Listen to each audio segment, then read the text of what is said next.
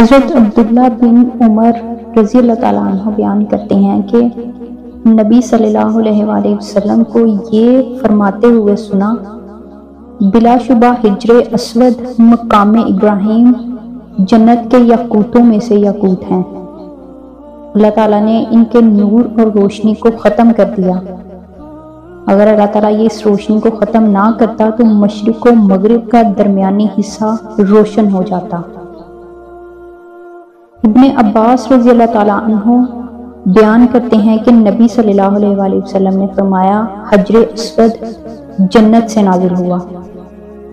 ابن عباس رضی اللہ تعالیٰ عنہ بیان کرتے ہیں کہ رسول اللہ صلی اللہ علیہ وآلہ وسلم نے فرمایا، حجر اسود جنت سے آیا تو دودھ سے بھی زیادہ سفید تھا اور اسے بنو آدم کے گناہوں نے سیاہ کر دیا۔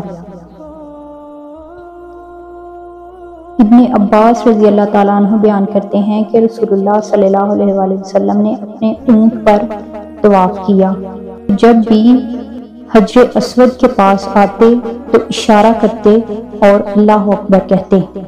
جابر بن عبداللہ رضی اللہ تعالیٰ عنہ بیان کرتے ہیں کہ رسول اللہ صلی اللہ علیہ وآلہ وسلم جب مکہ مکرمہ تشریف لائے، حجر اسود کا استلام کیا اور پھر اس کے دائیں جانب چل پڑے اور 3 چکروں میں رمل کیا اور باقی 4 میں آرام سے چلے۔ حجر اسود کا استلام یہ ہے کہ اسے ہاتھ سے چھوا جائے، اگر بھیڑ زیادہ ہو تو ہاتھ کے اشارے بھی کفایت کرے گا۔ حضرت عمر رضی اللہ تعالیٰ عنہ حجر اسود کے پاس تشریف لا کر اسے بوسہ دے کر کہنے لگے، مجھے یہ علم ہے کہ تو ایک پتھر ہے، نہ تو نفع دے سکتا ہے اور نہ ہی نقصان پہنچا سکتا ہے۔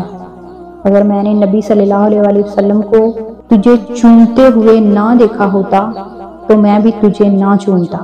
ابن عباس رضی اللہ تعالیٰ عنہ بیان کرتے ہیں، نبی صلی اللہ علیہ وآلہ وسلم نے حجر اسود کے بارے میں فرمایا، اللہ کی قسم، اللہ تعالیٰ اسے قیامت کے دن لائے گا تو اس کی 2 آنکھیں ہوں گی جن سے یہ دیکھے اور زبان ہوگی جس سے یہ بولے گا، اور ہر اس شخص کی گواہی دے گا جس نے اس کا حقیقی استلام کیا۔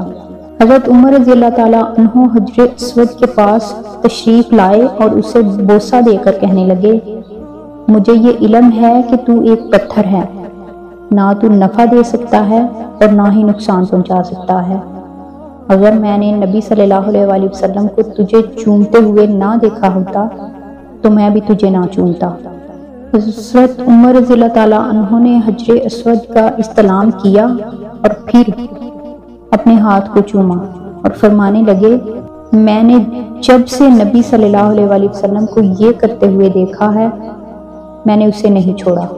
ابو طفیل رضی اللہ تعالیٰ عنہ بیان کرتے ہیں کہ میں نے رسول اللہ صلی اللہ علیہ وآلہ وسلم کو دیکھا کہ آپ بیت اللہ کا طواف کر رہے تھے اور حجر اسود کا چھڑی کے ساتھ استلام کر کے چھڑی کو چومتے تھے۔ ابن عمر رضی اللہ تعالیٰ عنہ بیان کرتے ہیں، نبی صلی اللہ علیہ وآلہ وسلم نے فرمایا، اس کا چھونا گناہوں کا کفارہ ہے۔